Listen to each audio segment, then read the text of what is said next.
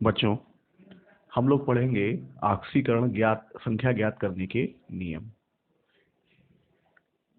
ये नियम आपको बहुत ध्यान से समझने पड़ेंगे।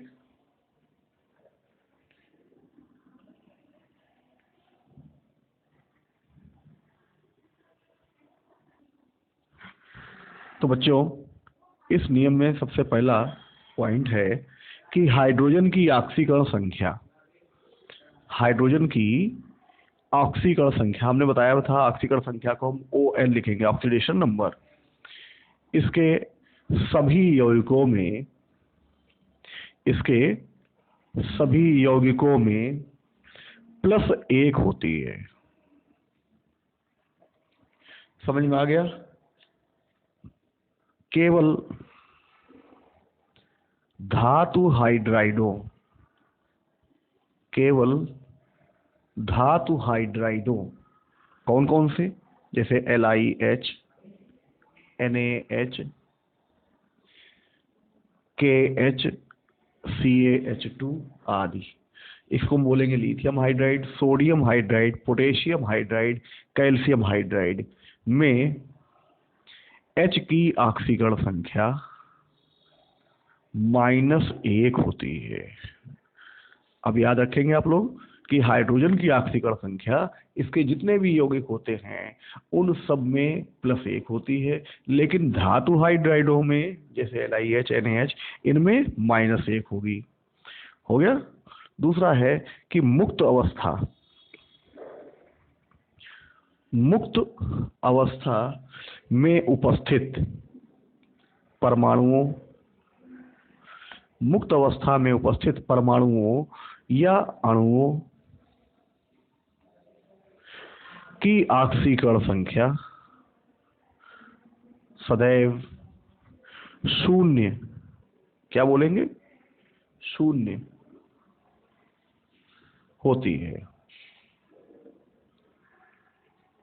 जैसे O2, N2, Cl2, Br2, F2, I2, H2, neon, argon, helium, xenon, Au, आरियम, कॉपर, प्लेटिनम, आयरन, जिंक आदि में इनकी ऑक्सीकरण संख्या कितनी है? बताओ। 0। ठीक है।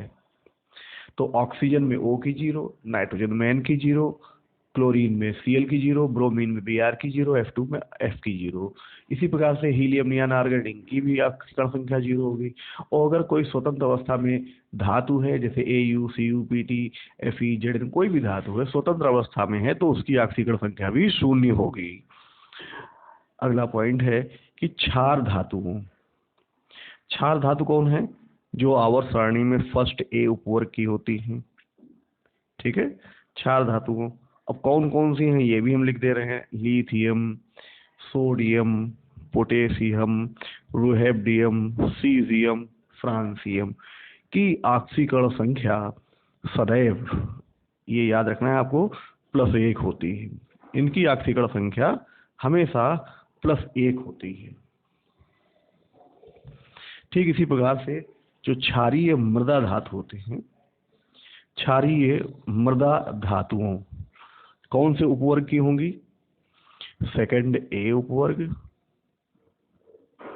जैसे Be, Mg, Ca, calcium, strontium, barium, radium की ऑक्सीकरण संख्या सदैव +2 होती है।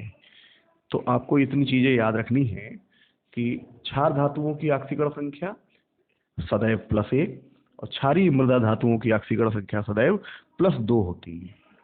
ठीक है। फिर अगला पॉइंट है कि सभी धातुओं की,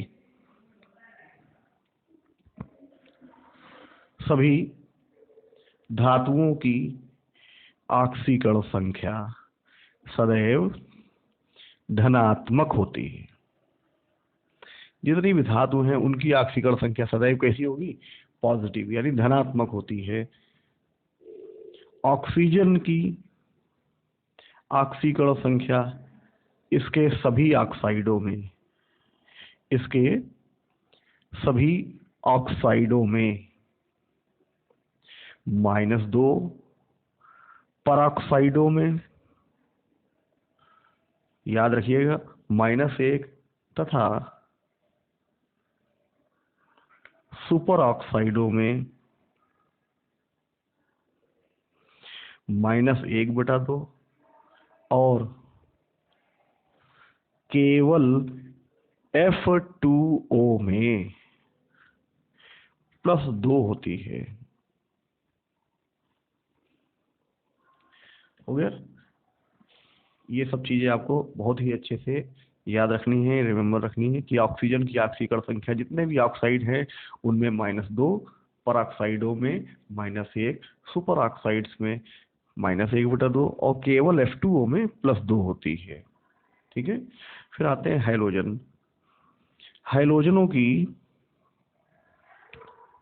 ऑक्सीकरण संख्या इसके सभी यौगिकों में -1 होती है।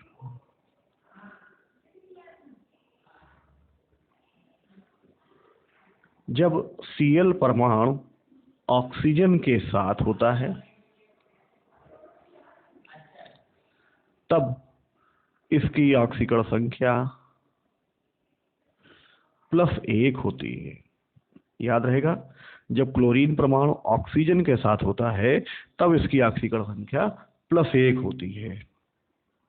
इसी प्रकार से फ्लोरीन की ऑक्सीकरण संख्या सदैव -1 होती है। अगला, शेष हैलोजन्स की ऑक्सीकरण संख्या -1 से +7 तक बदलती रह सकती है।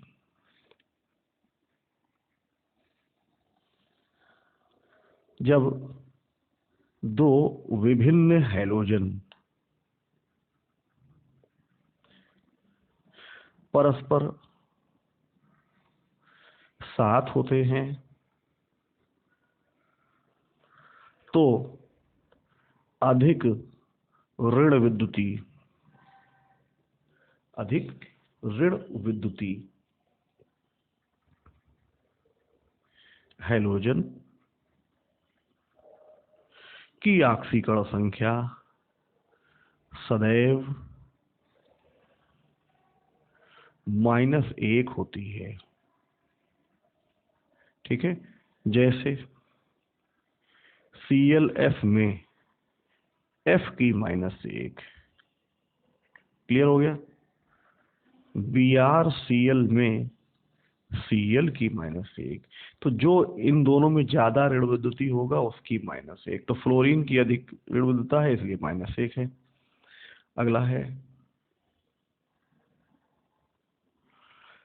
S तथा P ब्लॉक के किसी तत्व की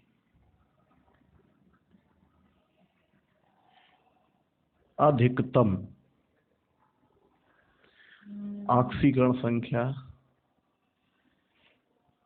उस तत्व की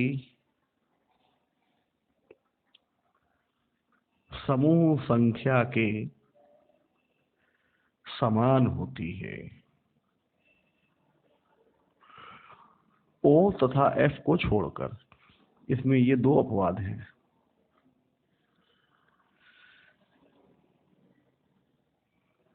हो गया? तथा ये हम तत्व की धनात्मक ऑक्सीकरण संख्या के लिए लिख दिए, तथा तत्व की अधिकतम ऋणात्मक ऑक्सीकरण संख्या ये क्या होती है? माइनस होती है। और कैसे होगी? 8 माइनस समूह संख्या के बराबर होगी। हो गया?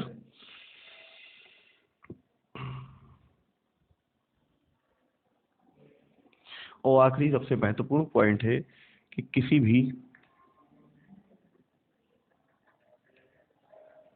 तत्व की अधिकतम ऑक्सीकरण संख्या उसके समूह संख्या से अधिक नहीं हो सकती।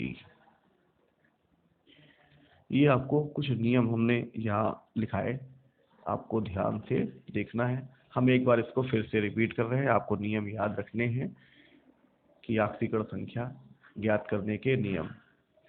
इसमें पहला है कि हाइड्रोजन की ऑक्सीकरण संख्या इसके सभी यौगिकों में +1 होती है, लेकिन धातु हाइड्राइडों में -1 होती है।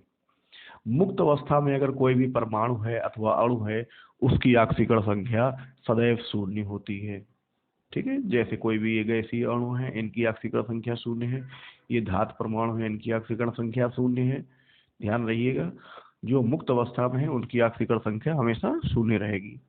क्षार धातु अर्थात फर्स्ट ए के जो धातु हैं, lithium, sodium, potassium, rubidium, caesium, francium, इनकी ऑक्सीकरण संख्या सदैव +1 होती है। क्षारीय मृदा धातु जैसे सेकेंड ए ऊपर के beryllium, magnesium, calcium, strontium, barium, radium, इनकी ऑक्सीकरण संख्या सदैव +2 होती है। जितनी भी धातु हैं उनकी ऑक्सीकरण संख्या सदैव धनात्मक होती है। ऑक्सीजन की ऑक्सीकरण संख्या इसके सभी ऑक्साइडों में -2, परऑक्साइडों में -1 और सुपर ऑक्साइडों में -1/2, जबकि केवल F2O में +2 होती है। हैलोजनों की ऑक्सीकरण संख्या इसके सभी यौगिकों में -1 होती है। जैसे क्लोरीन जब ऑक्सीजन के साथ होता है, जैसे क्लोराइड्स में, क्लोरेट में Cl ऑक्सीजन के साथ होता है, तो जब Cl ऑक्सीजन के साथ होगा तब Cl की ऑक्सीकरण संख्या हमेशा +1 होगी। फ्लोरीन की ऑक्सीकरण संख्या इसके सभी यौगिकों में -1 होती है। जितने भी हैलोजन हैं उनकी ऑक्सीकरण संख्या -1 से +7 तक बदलती रहती है। जब दो विभिन्न हैलोजन आपस में साथ होते हैं तो अंतर हैलोजन यौगिकों में ये होता है, तब अधिक ऋण विद्युतीय हैलोजन की ऑक्सीकरण संख्या सदैव -1 होगी। जैसे ClF में फ्लोरीन अधिक ऋण विद्युतीय है तो फ्लोरीन की -1 होगी। ऐसे ब्रोमीन BrCl है, इसमें Cl अधिक ऋण विद्युतीय है तो Cl की ऑक्सीकरण संख्या -1 होगी। तो जितने भी P ब्लॉक के किसी भी तत्व की अधिकतम धनात्मक ऑक्सीकरण संख्या उस तत्व की समूह संख्या के समान होती है। ठीक, पॉजिटिव ऑक्सीकरण संख्या उसकी समूह संख्या से ज्यादा नहीं हो सकती, और उसकी ऋणात्मक ऑक्सीकरण संख्या का मान समूह संख्या -8 अथवा हम यहाँ पहले ही माइनस लगा लें, वो 8 माइनस समूह संख्या के बराबर होती है। और ये ध्यान रखिएगा, किसी भी तत्व की अधिकतम ऑक्सीकरण संख्या उसकी समूह संख्या से अधिक नहीं हो सकती। अब आप ये सब लोग नियम लिखेंगे, इसको समझेंगे, फिर हम इसका उदाहरण के द्वारा आपको तत्वों की ऑक्सीकरण संख्या निकालना सिखाएंगे।